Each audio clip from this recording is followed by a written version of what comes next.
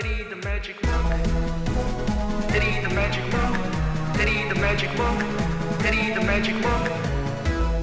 Hey guys, Eddie the Magic Monk here. Welcome to another Nassi-Schneiderman diagram lesson.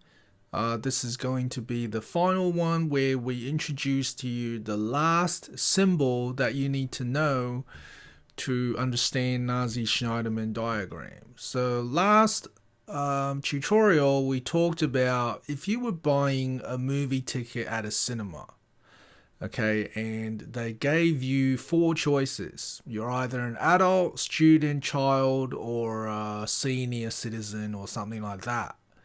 So we've got a select case block. So if you're one of these, it charges you the correct ticket price, and then you can enter cinema to watch movie.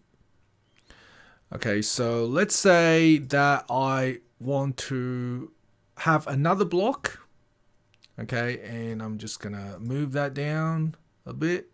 Collect payment from customer.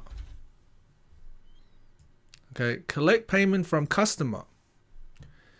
Now, collect payment from customer, even though it's one single action, it could be quite complicated because you don't know how the user is going to pay. Okay, maybe they're paying by cash, maybe they're paying by credit card, maybe they're paying on their phone, and so on. So it can't be just a simple process block. So what you can do is you can write what's called a sub-process block. A sub-process block is basically a block with two rectangles on the end, but they have to be filled. So how do you... So I had to just use the highlighter tool to draw the two sides, but if you were in a test, you probably just filled the rectangles with a pen or pencil or something like that. But this block is now a sub-process block. So what does that mean? That just means that there is more to it than one single action.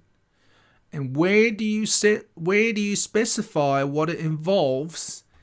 You can simply just somewhere else on the same piece of paper where you are asked to draw the Nassi-Schneiderman diagram, you can simply write subroutine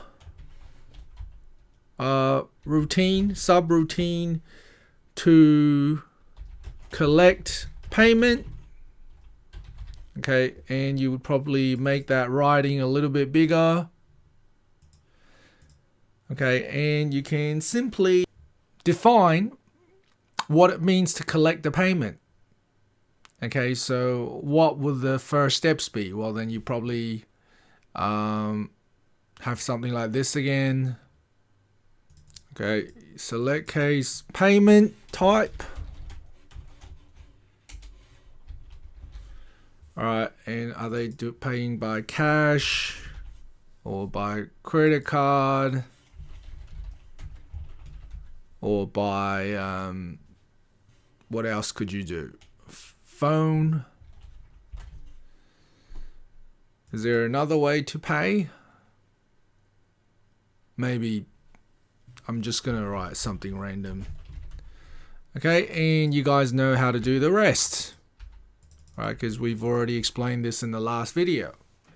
Okay, so that is basically a sub process, and hopefully you guys have understood how Nassi-Schneiderman diagram works. See you guys next time. Thanks for watching, guys. See you next time.